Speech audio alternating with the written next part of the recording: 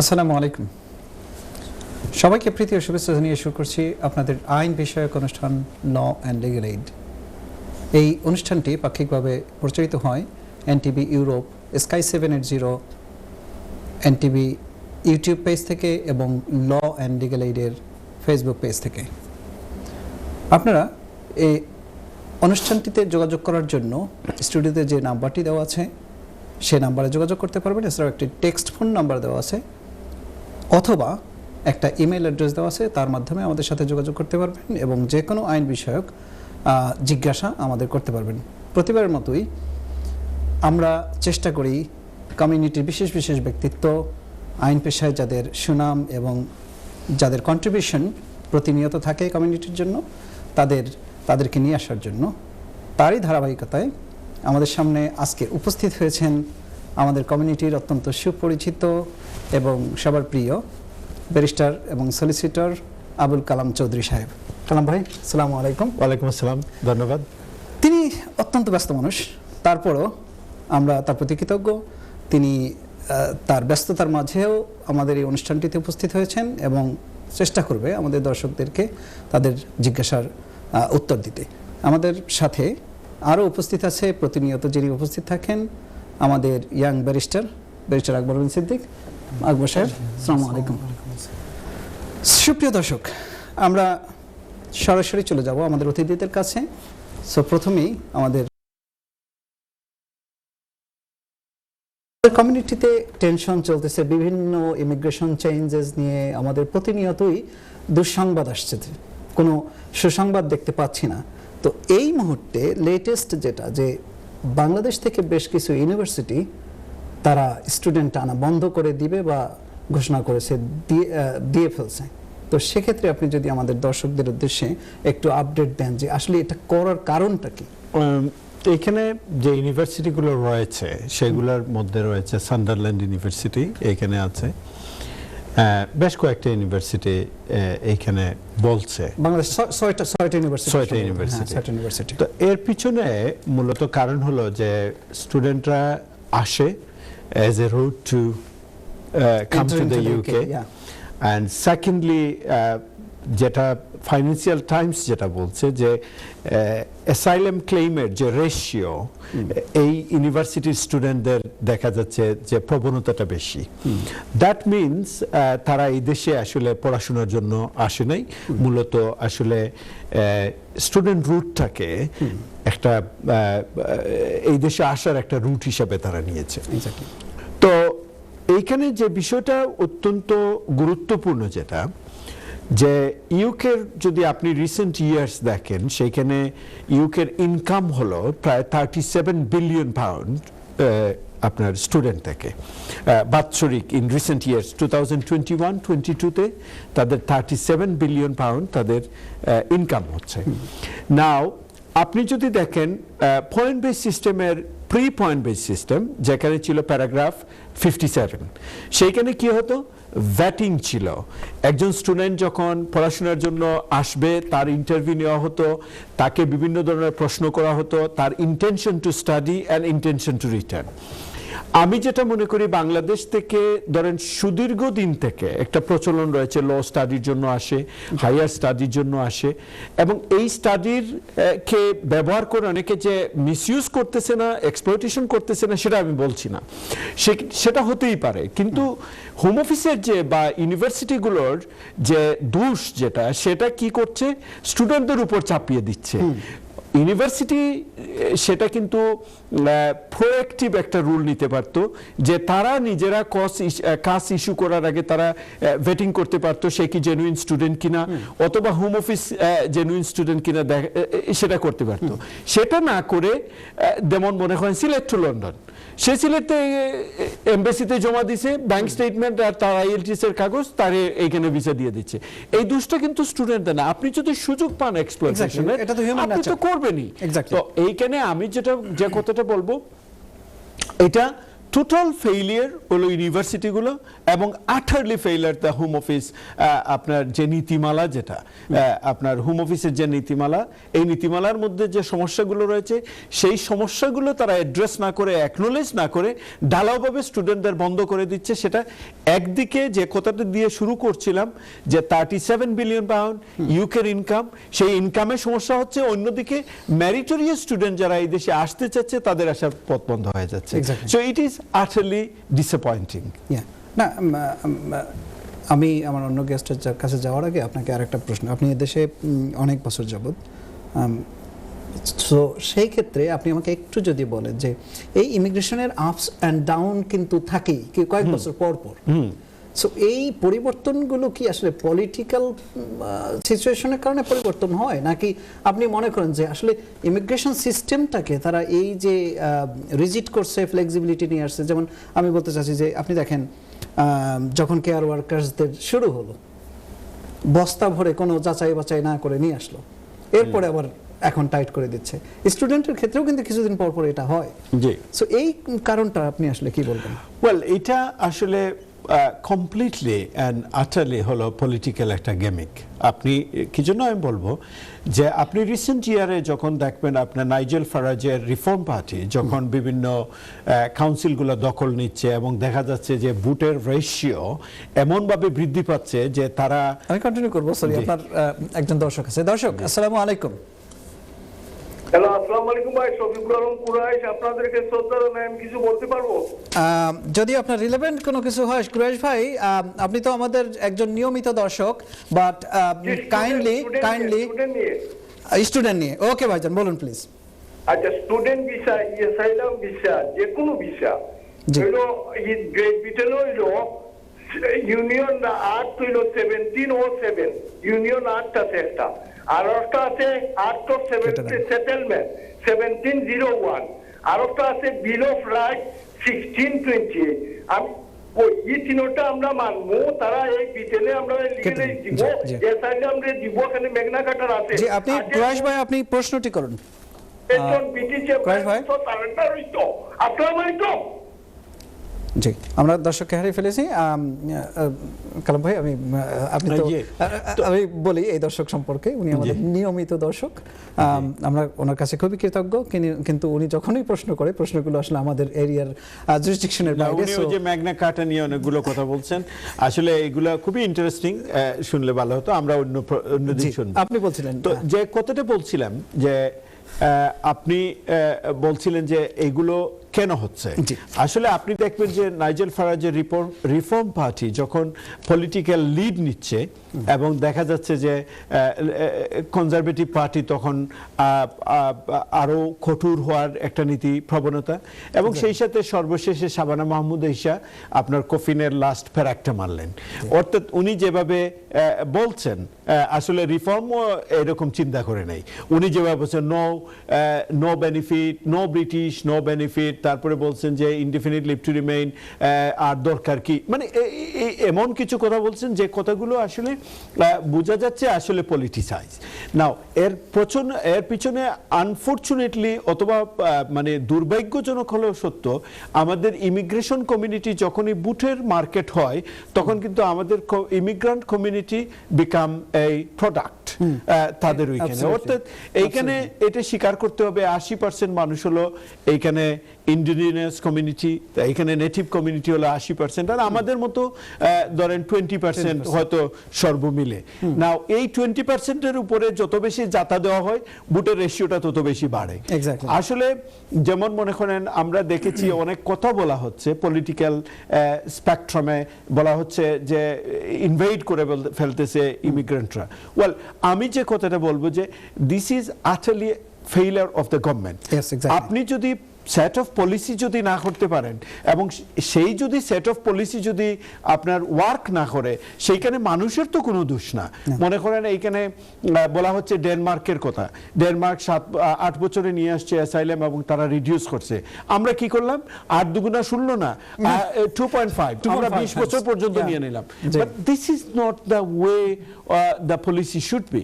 এবং এটা পলিসি হয় মানুষের জন্য, পলিসি কিন্তু ভোটের জন্য হয় না। পলিসি সরকারের জন্য হয় না, পলিসি মানুষকে বেনিফিটের জন্য Exactly. এবং এটা সিস্টেমের মধ্যে আনার জন্য। তো যে কথাটা হলো যে ওনারা যে কিছুই করেন ওই যে রাজনীতির কারণে এবং ভোটের কারণে এই জিনিসগুলো আমাদের ইমিগ্রান্ট কমিউনিটি বারবার কিন্তু আমরা মানে বিড়ম্বনার সম্মুখীন হই। সো এটা কালাম ভাই, এটা আমার কাছে মনে হয় যে এই যে একটা তাদের একটা গেমিং সিচুয়েশনে থাকে সব সময়, রিজিট করছি, ফ্লেক্সিবিলিটি নিয়ে আসছি, এই জায়গাটায় এই যে বর্তমান রুলটা মনে করেন যে কার্যকর হলো 20 বছরের, এটা হলো আসলে কি এখানে তারা থাকতে পারবে?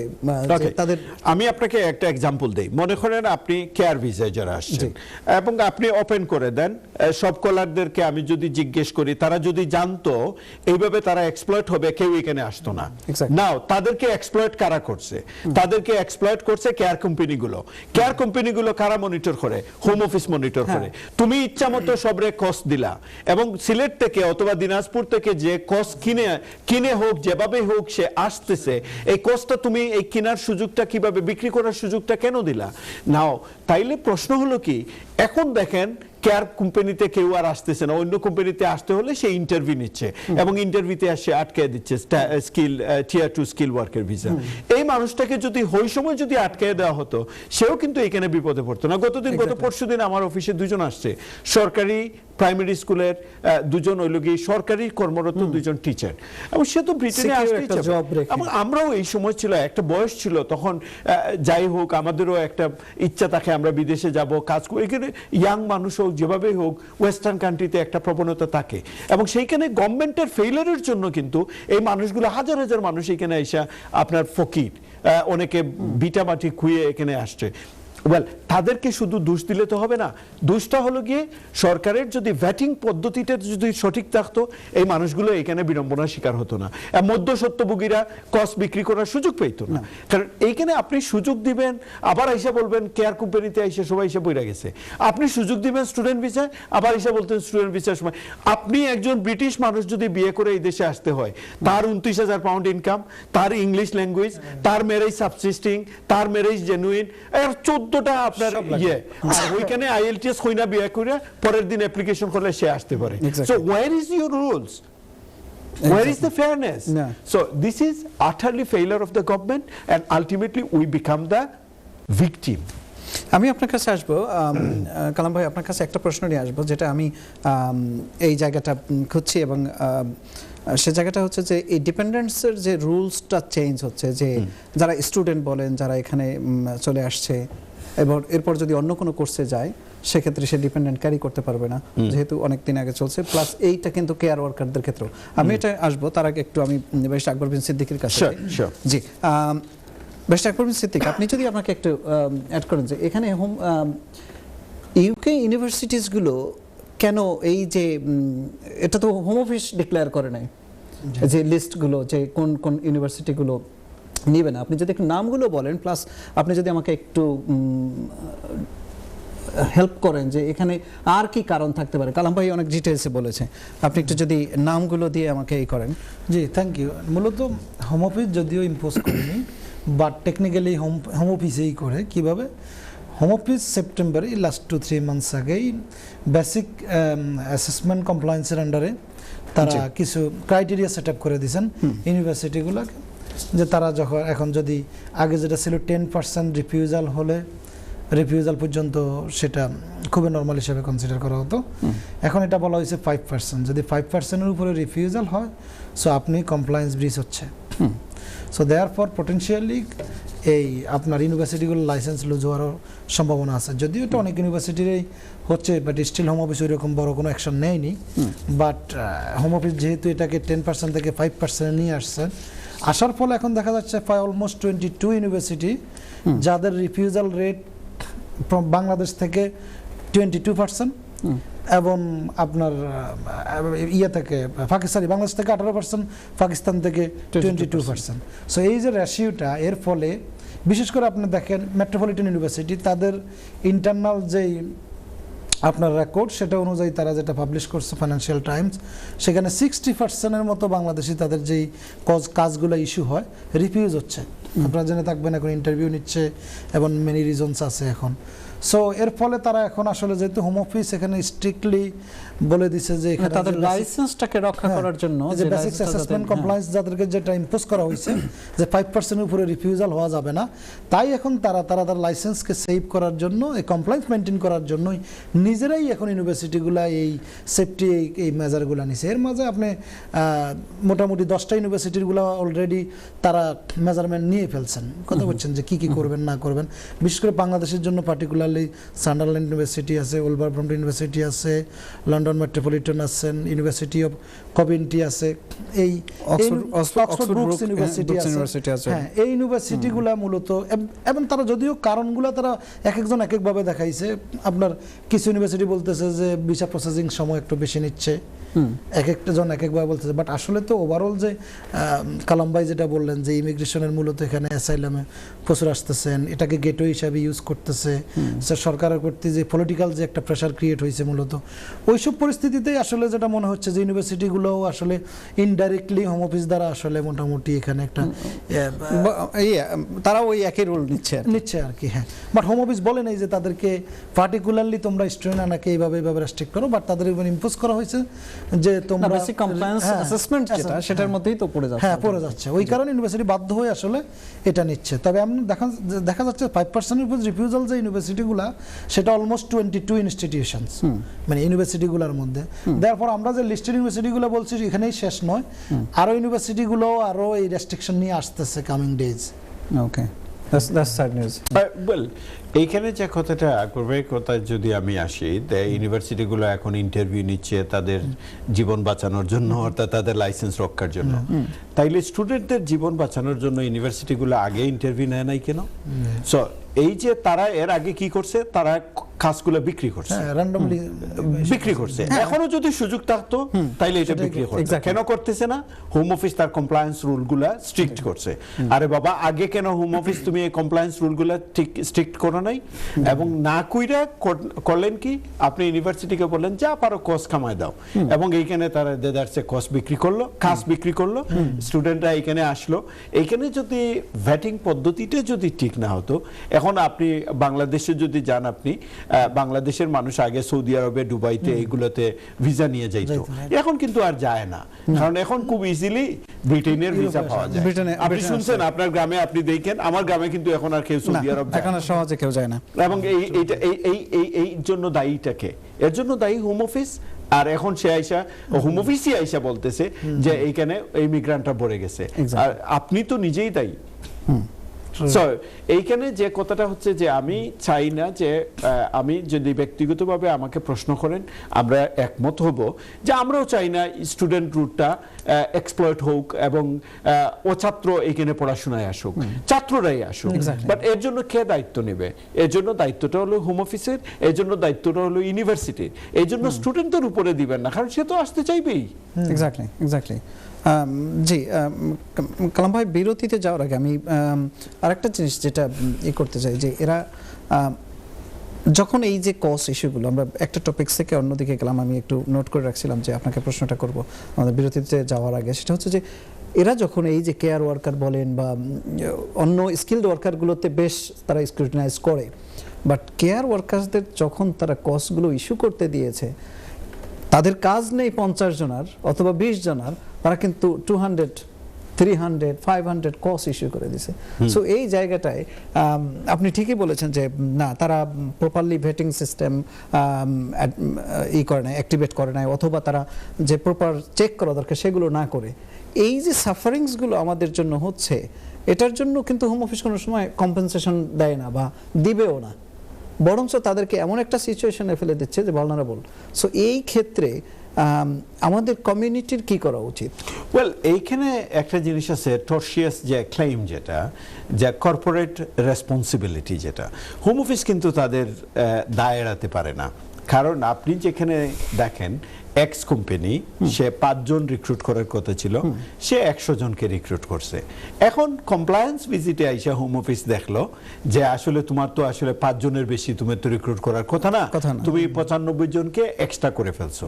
এই 95 এর কস্টটাকে অ্যাপ্রুভ করছে হোম অফিস অ্যাপ্রুভ করছে। So they can not escape their responsibility and liability. যদি I will be very interested to see যে এইরকম যদি কোনো ক্লেম কেউ যদি হোম অফিসের বিরুদ্ধে করে, I don't think it's very unfair or unreasonable, because you have, তুমি যদি আমাকে বলো আমি হোম অফিস যদি আমাকে বলে this has been exploited by X company, well you have then এই কোম্পানি তো liable, you have the ultimate responsibility. Exactly, because এইটারে কয় কি বলে কর্পোরেট রেসপন্সিবিলিটি। কারণ আপনি তো এখানে এই লায়াবিলিটিটা দেখাশোনা অথবা তাকে কন্ট্রোল করার দায়িত্ব ছিল আপনার। এক্স্যাক্টলি, এবং you are paid for it. Exactly, এবং আমি তো কস্ট যখন দিচ্ছি আমি কিন্তু ন্যাশনাল ইমিগ্রেশন হেলথ সার্চার্জ দিচ্ছি, কসের উপরে আপনার আসতেছে, এই যে আপনার একটা সার্চার্জ আছে, স্কিল চার্জ আছে। সো আপনি আমার টাকা নিচ্ছেন, সবকিছু দিচ্ছেন, তাইলে আপনি কি করলেন, টাকা নিয়ে আমাকে এক্সপ্লয়টেশনের সুযোগটা করে দিলেন। So I will be very interested to see if এটা কিন্তু হয়তো পার্সোনাল ক্লেম হবে না, but why not the home office will not be liable for it. I think home office has the partial liability as well. জি, আমরা বিরতিতে যেতে হবে। সুপ্রিয় দর্শক, আপনারা দেখছিলেন আইন বিষয়ক অনুষ্ঠানে, আমরা খুব আলোচনা শুনছিলাম। কালাম ভাই তো সবসময় খুব সুন্দর করে কথা বলে, এবং ইন্টারেস্টিংলি এই ফ্যাক্টগুলো আসলে আমাদের জানা উচিত এবং আমাদের এ নিয়ে কথা বলা উচিত। আসসালামু আলাইকুম। বিরতির পর আবারও সবাইকে শুভেচ্ছা জানাচ্ছি আমাদের ল অ্যান্ড লিগ্যাল এইড আইন বিষয়ক অনুষ্ঠান থেকে। আপনারা দেখছিলেন আইন বিষয়ক অনুষ্ঠান ল অ্যান্ড লিগ্যাল এইড। এটি প্রচারিত হচ্ছে এনটিভি ইউরোপ স্কাই 780, এনটিভি ইউরোপের ফেসবুক পেজ থেকে অ্যান্ড ইউটিউব পেজ থেকে। এছাড়াও এই অনুষ্ঠানটি আরও প্রচারিত হচ্ছে ল অ্যান্ড লিগ্যাল এইডের ফেসবুক পেজ থেকে। আপনারা আমাদের সাথে যোগাযোগ করতে পারেন। স্টুডিওর যে নাম্বারটি দেওয়া আছে এবং একটি টেক্সট ফোন নাম্বার দেওয়া আছে। এছাড়াও অনুষ্ঠানের বাইরে আপনারা আমাদের সাথে যোগাযোগ করতে চাইলে টেক্সট ফোন নাম্বার অথবা যে ইমেল অ্যাড্রেসটি নিচে দেওয়া আছে সেখানে যোগাযোগ করতে পারবেন। আমাদের law and legal aid team আপনাদেরকে চেষ্টা করবে আপনাদের কোয়েরির উত্তর দিতে। জি কালাম ভাই, আমরা কথা বলছিলাম যে বিষয়টা নিয়ে। তারপরে আমি যে জিনিসটা আপনাকে জানতে চাই সেটা হচ্ছে যে এই যে ডিপেন্ডেন্ট রুলসের রিসেন্ট চেঞ্জ, যেটা অনেকেই তাদেরকে নতুন ভিসা অ্যাপ্লিকেশনের ক্ষেত্রে ডিপেন্ডেন্টদেরকে নিতে পারতেছে না, অথচ এখানে তারা অলরেডি ডিপেন্ডেন্টকে নিয়ে এসেছে। সো এই ক্ষেত্রে যদি আপনি একটু বলেন যে আসলে করণীয় কি, বা আসলে এটার ক্ষেত্রে আমাদের লিগ্যালি যদি আমি বলি, there is a limit of আনফেয়ারনেসের একটা লিমিট আছে, but this rule is beyond the limits.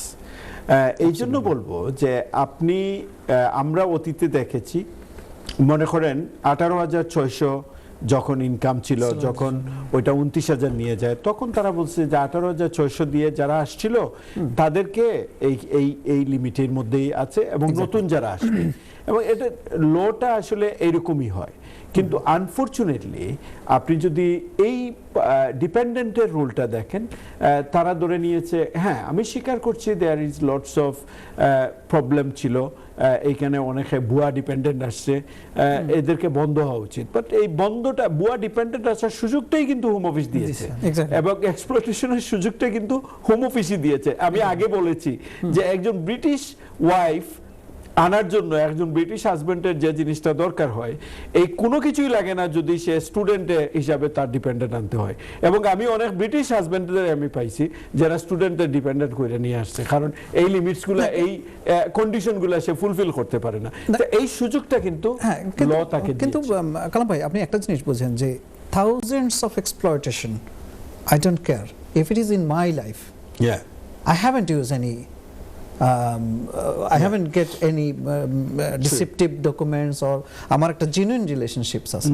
So সেই ক্ষেত্রে আপনি আমাকে how can you make me victim for this? Well, সেজন্য আমি বলতেছি যে একটা মানুষ সে তার কেয়ার ওয়ার্কারের ডিপেন্ডেন্ট নিয়ে আসছে, বাংলাদেশ থেকে হোক অথবা এইখানে সে ডিপেন্ডেন্ট করছে, while the law was in place. Now all of a sudden, sorry, আপনি ওখানে থাকেন। জি দর্শক, আসসালামু আলাইকুম। জি বোন, নামটা বলে প্রশ্নটি করুন। জি, আমার নাম জেসমিন। জেসমিন, ওকে জেসমিন আপা বলুন আপনি কি জানতে চান? জি, আমি ব্যাপার চাইলাম কেউ যদি ওয়ার্কমি খাই আগে কাম করে নখন তো তার বেতন যদি সবটি না দিতে পারেন, খালি যদি ট্যাক্স মারিয়া যায় আর ইলা হইবনি না, সব বেতন দেখানো লাগবে তার। রাইট। জি, আপনার আর কোনো প্রশ্ন?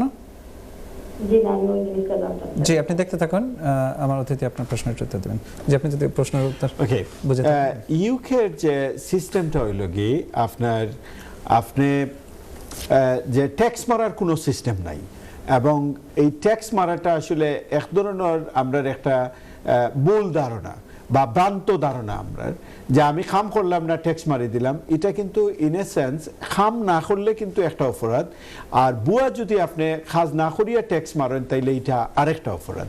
সো আপনি দুইটা অপরাধ একলগে করা। আর নর্মালি কিন্তু কোনো এমপ্লয়ি ট্যাক্স পে করে না। আমি যখন কোনো কোম্পানির লাগে খাম করবো তখন আমার এটার হয় পিওআই, এবং পিওআই এর ভিতরে আপনি থাকতে হইবা, এবং পিওআই তখন যেটা করে তারা এমপ্লয়ারে আপনার ইনকাম থেকে একটা পোর্শন তাই ন্যাশনাল ইন্স্যুরেন্সও দিতে হইব, একটা পোর্শন তাই ট্যাক্সও পে করতে হইব, আর একটা পোর্শন তান আপনার এই যে এমপ্লয়ারে দিতে হইব, এটার হয় POI, so contribution. So not only you, আমার মনে হয় আরও অনেক এই ধরনের আমরা কমিউনিটিতে একটা মিথ অথবা একটা ধারণা জন্মে গেছে যে খাম করার দরকার নাই, আপনার ট্যাক্স মারি দোকা। সো এই ধরনের প্রবণতাটা কি যেন আমরা হরিয়া থাকি। আপনার যদি মনে করেন কোনো এমপ্লয়ারে খাম দেয় না, তা আপনি প্রপার এমপ্লয়ার খুঁজবা এবং প্রপার এমপ্লয়ারের কাছে গিয়ে আপনি খাজর লাগিয়ে যাইবা। প্লিজ ডোন্ট, আপনার এই প্র্যাকটিসটা আপনারা বন্ধ করুকা। যদি হোম অফিসে পায়, এটা একটা ফ্রড এবং এটা একটা ক্রিমিনাল অ্যাক্টিভিটি। এমপ্লয়ারও এর জন্য লাইবল হইব এবং যারা আপনারা করেন তারাও লাইবল হইব, এবং ইন ফিউচার আপনার কোনো কাজে লাগতো না। কারণ এইচএমআরসির record, bank account, pay slip সব কিছু যদি এবং পিওআই সব কিছু যদি মিল না থাকে, শুধুমাত্র ট্যাক্সের রেকর্ড দিয়ে আপনি ফার পাইতা না। জি, থ্যাংক ইউ দর্শক, আপনি নিশ্চয়ই উত্তরটি পেয়েছেন। আপনি বলছিলেন কিসের ব্যাপার? সরি, আমি একটু লম্বা করে উত্তরটা দিছি। না ঠিক আছে, আমি আরেকটু অ্যাড করতে চাই যে এই ধরনের মিসইউজটা হওয়ার কারণেই কিন্তু আলটিমেটলি আমাদের কমিউনিটি বা আমরা যারা একটু ভালনারেবল সিচুয়েশনে আছি সেজন্যই ভিকটিম হই। তো কালাম ভাই যে কথাটা বলছে, আমাদেরকে অনেক সতর্ক থাকতে হবে এগুলোর ব্যাপারে। আর সবচেয়ে বড় কথা হচ্ছে, যদি আপনাদের এমপ্লয়ার কাজ না দেয়, আপনাদের এমপ্লয়ারকে যদি আপনাদের সাথে কোনো মিসবিহেভ করে, সেক্ষেত্রে তো আপনার এমপ্লয়মেন্ট ট্রাইব্যুনাল আছে, ট্রাইব্যুনালে যেতে পারেন আপনি, এবং এই মামলাটা করে আপনি যে কোনোভাবে একটা সময় নিতে পারেন, হোম অফিসকে জানাতে পারেন যে এই ফ্রডের শিকার হচ্ছেন আপনি। এবং সবচেয়ে উত্তম সিদ্ধান্ত হলো যে এইটা আমাদেরকে স্বীকার করতে হবে, দিস ইজ নট বাংলাদেশ, এটা সাউথ এশিয়ান কোনো কান্ট্রি না, এটা হলো ব্রিটেন এবং গ্রেট ব্রিটেন, ইউনাইটেড কিংডম, এবং এইখানে রুলস রেগুলেশন আইন। এবং আমরা যদি বাংলাদেশ থেকে প্লেনে উঠার পরেই যদি আমি সিদ্ধান্ত নেই যে আমি ইংল্যান্ডে গিয়ে আমি আইন মানবো না এবং আমি আমার মতো করে চলবো, I am sorry, this is not the country where you can stay. এবং এই দেশে থাকতে হলে এই দেশের আইন কানুন মেনে থাকতে হবে, এই দেশের আইন কানুন বুঝতে হবে, এবং আপনি বাংলাদেশি স্টাইলে আপনি এই দেশে চলবে না। জি, থ্যাংক ইউ। আরেকটা কল। জি দর্শক, আসসালামু আলাইকুম, নাম বলে প্রশ্নটি করুন। হ্যালো,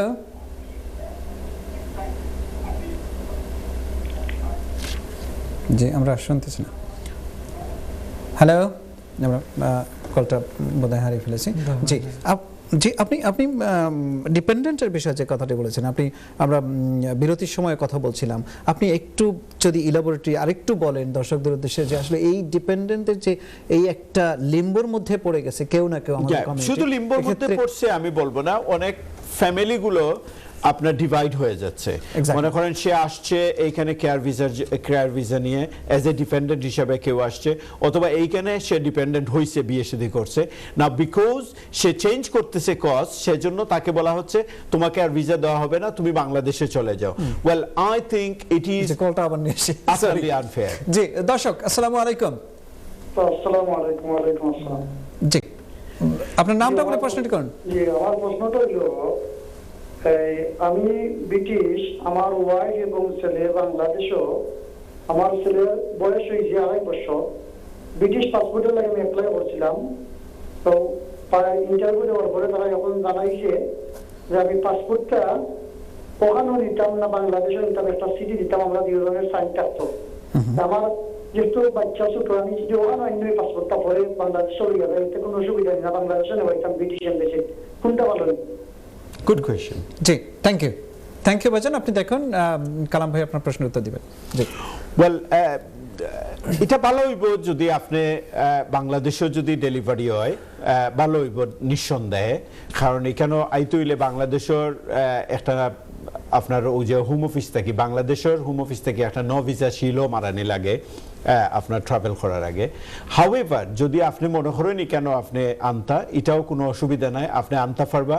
বাট যখন আপনি এই পাসপোর্টটা লইয়া ট্রাভেল করবা, মেক শিওর ও যে কাগজপত্র যে আপনি যে ওখানে আনছেন, যে ইমেইল দিয়ে আপনারে কইছে যে আপনি ওখানে নিতা চাইরানি, এবং আপনি যে তারারে উত্তরটা দিরা যে yes I want to collect from here, so এই পেপারসগুলো আপনি সঙ্গে লইয়া আপনি এই পাসপোর্টটা ক্যারি করেন জানি। আদারওয়াইজ কিন্তু ইমিগ্রেশনে আপনার they can be very difficult. তারা হইতে পারে এই বাচ্চার পাসপোর্ট এটা ফাইলা কিলা হইল। এগেইন যখন আপনি ট্রাভেল করবা, বাচ্চার বার্থ সার্টিফিকেট বা ম্যারেজ সার্টিফিকেট সব কিছু আপনার সাথে লইয়া যাইন জানি। ধন্যবাদ। Thank you.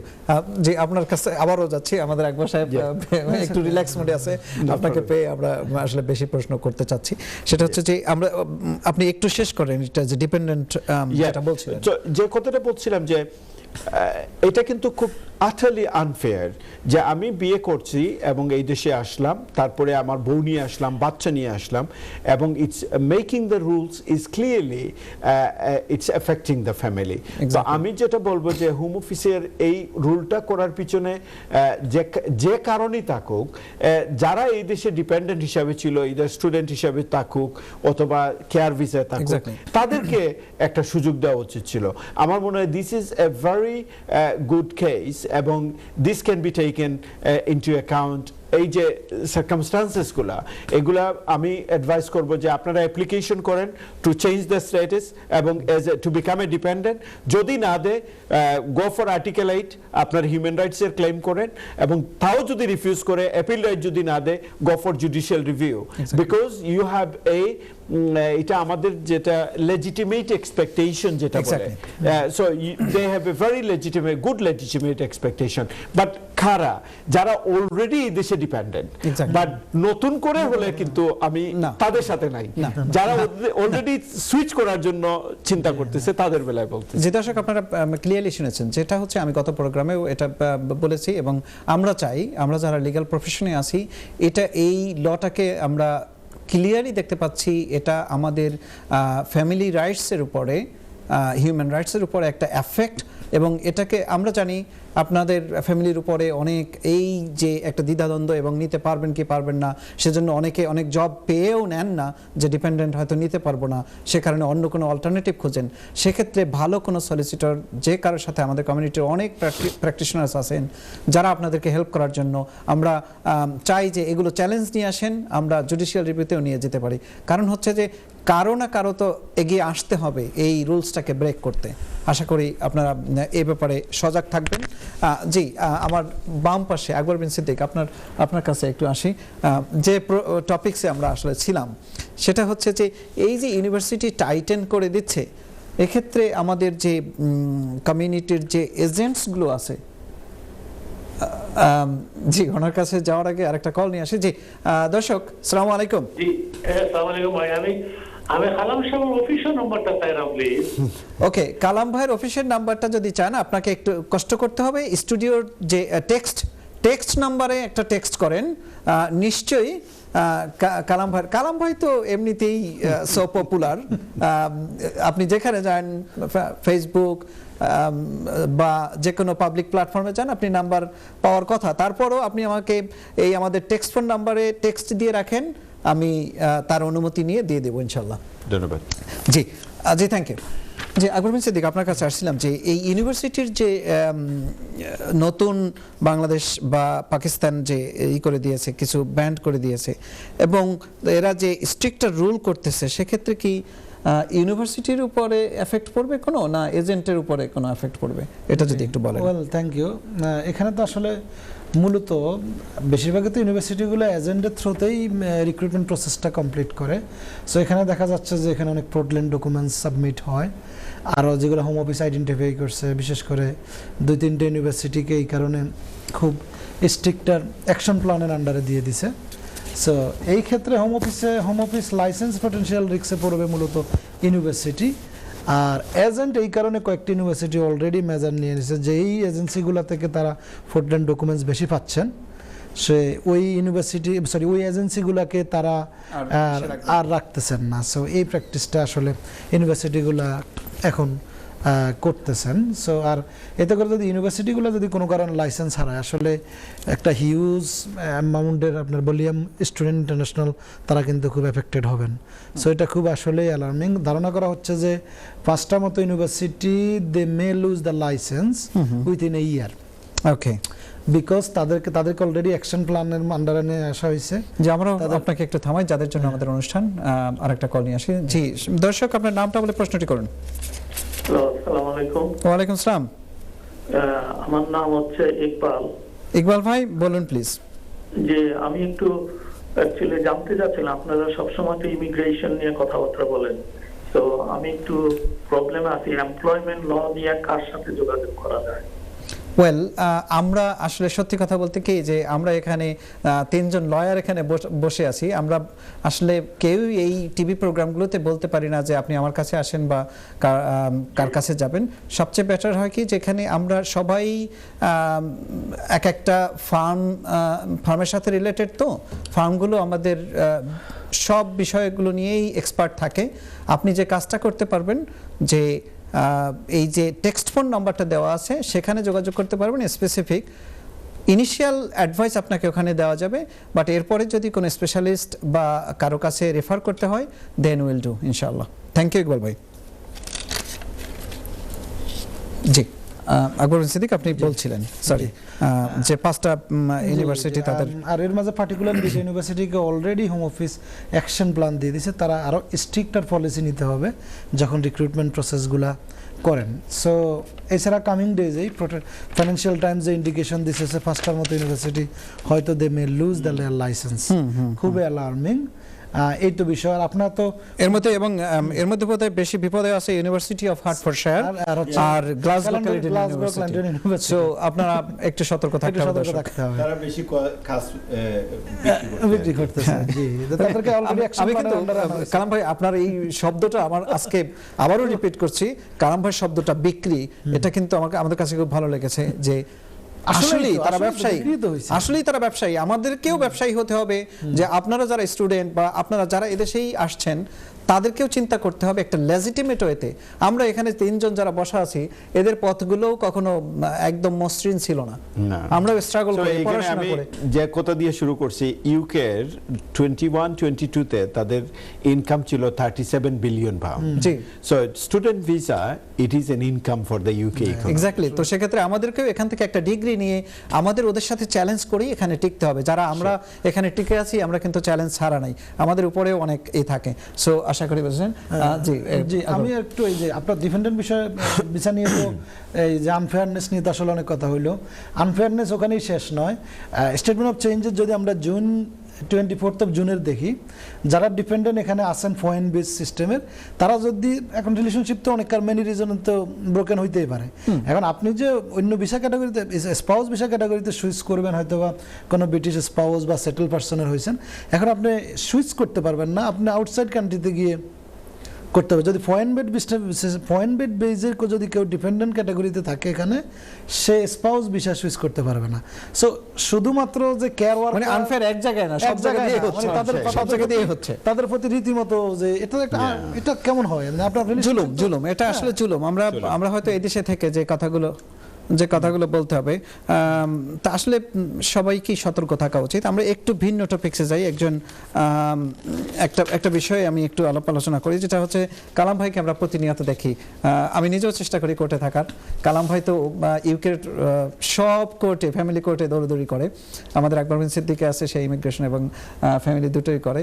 আমি টুকটাক চেষ্টা করি। কালাম ভাই, আপনার কাছে আসবো যে এই যে ফ্যামিলি লাইফ নিয়ে আমরা কথা বলছি, ঝামেলা, এই সব থেকে যে জিনিসটা আপনি আপনার প্র্যাকটিসে দেখতে পাচ্ছেন, আমরাও দেখি যে নন মলেস্টেশন অর্ডার এবং অকুপেশন অর্ডার, এই জিনিসগুলো এখন বেড়ে যাচ্ছে। যে আই মিন ডোমেস্টিক ভায়োলেন্সগুলো অনেক বেড়ে যাচ্ছে।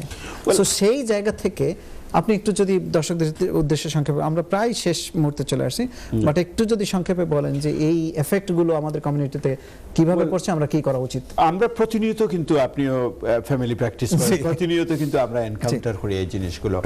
সো হোয়েন চিলড্রেন ইনভলভ থাকবে এবং যখনই ফ্যামিলিতে প্রবলেম হতে পারে, এবং প্রবলেমের মধ্যে আমি বলবো না যে টুকটাক প্রবলেম, মানে প্রবলেমটা যখন সিরিয়াস পর্যায়ে চলে যাবে, সেফটি কনসার্ন যখনই আসে, তখন ইউ হ্যাভ টু, হাজবেন্ডের হোক, ওয়াইফের হোক, ডোমেস্টিক ভায়োলেন্স কিন্তু বোথ সাইডে হয়।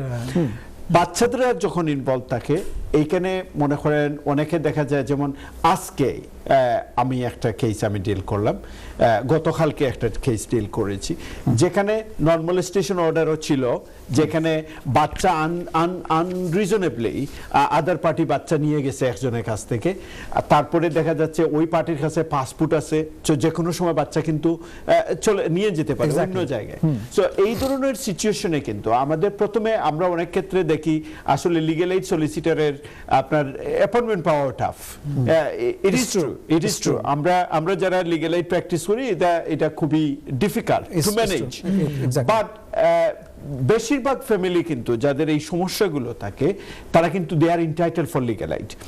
ইভেন দেখা যাচ্ছে হাজবেন্ড ওয়াইফ একসাথে আছেন, দেখা যাচ্ছে, ক্লিয়ার করবেন না, অনেকে আমাদের যারা ইমিগ্রেন্ট আছে, অনেকে কিন্তু এই জানে না যে সেই ইললিগাল আছে বা ভিসা ঠিক নাই, তারা পায় বা পায় না। এটা একটু যদি দর্শকদের বলে দেন, যে irrespective of, well there are certain areas, যেমন কেয়ার প্রসিডিংস যারা আছে আমাদের কমিউনিটিতে, কিন্তু এখন অনেক বাঙালি সলিসিটার আছে যারা কেয়ার প্রসিডিংস করে। কেয়ার প্রসিডিংসে কিন্তু there is no merits on means, only আপনি স্টেট ওয়ে পাবেন। কিন্তু এখানে আপনাকে সিলেক্ট করতে হবে যে আপনি কার কাছে যাবেন। অনেক ক্ষেত্রে দেখা যায়, আমি I am sorry to say, অনেক ক্ষেত্রে দেখা যায় ভিন্ন ভাষাভাষীদের কাছে যখন আমরা যাই, তখন আমরা কিন্তু আসলে কথাও বলতে পারি না। তখন বেশিরভাগ ক্ষেত্রে দেখা যায় কেসটা নষ্ট হয়ে যায় due to the communication. Now secondly হলো নরমালাইজেশন অর্ডার। একটু আপনার সাথে অ্যাড করতে চাই, যেটা আমাদের দর্শকদের বুঝতে হবে, আমাদের কমিউনিটি মানুষদেরকে বুঝতে হবে, যে cultural understanding is very very important. Exactly. So it's not something that we can make something different, but we need to understand how our family bonds are. Yeah. So এটা কিন্তু it's very important in the care proceedings. And again আপনি occupation order, মনে করেন হাজবেন্ডের নামে god, ওয়াইফকে বাইর করে দিতেছে, she doesn't know about her right, she can claim for occupation order, and it's a very straightforward application. তারপরে ধরেন prohibited step order, অনেক ক্ষেত্রে দেখা যায় আরেকজনের কাছে পাসপোর্ট আছে, সে এই দেশ থেকে নিয়ে যাবে, আপনি কিন্তু you can stop port alert, আপনি কিন্তু straight away আপনি you can make an application. তারপরে আপনি দেখেন স্পেসিফিক ইস্যু অর্ডার, আমরা যেগুলো নরমালি করি, তখন দেখা যাচ্ছে আজকের যে কেসটা, হাজবেন্ড কিন্তু বাচ্চা মায়ের কাছ থেকে জোরপূর্বক নিয়ে গেছে, মা করতেছে কি মসজিদে গিয়ে বিচার দিতেছে, আপনার ওই যে আত্মীয় স্বজনদের বিচার দিতেছে, and by this time 2 weeks the children brainwashed and বাবার কথা শুনতেছে। So this sort of scenario where you can get state away legal advice এবং state away legal assistance with legal aid. আমার কাছে আসতে হবে বলতেছি না, ইমতিয়াজের কাছে আসতে হবে বলতেছি, whatever আপনি যেখানে go to the right person in any way. Exactly. And any delay can cause huge detrimental impact on the children. Exactly.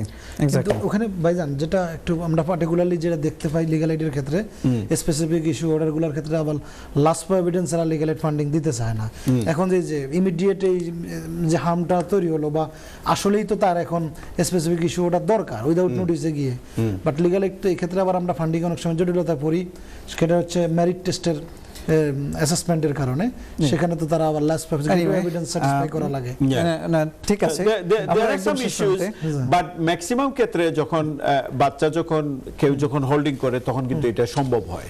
G G, thank you আকবর বিন সিদ্দিক, কালাম ভাই, আপনাকে অসংখ্য অসংখ্য ধন্যবাদ আমাদের এই অনুষ্ঠানে আসার জন্য, এবং আশা করি আপনাকে আরো পাবো। সুপ্রিয় দর্শক, আপনারা দেখছিলেন, আমরা আলোচনা শুনছিলাম, এবং এই অনুষ্ঠানের মাধ্যমে আপনারা যদি কোনো উপকৃত হন আমরা খুবই কৃতজ্ঞ। আমরা এই অনুষ্ঠানটি পাক্ষিকভাবে প্রচারিত হয়, আবারও দেখা হবে 2 সপ্তাহ পরে শুক্রবার 8টা থেকে 9টা পর্যন্ত। ভালো থাকবেন, সুস্থ থাকবেন, আল্লাহ হাফেজ।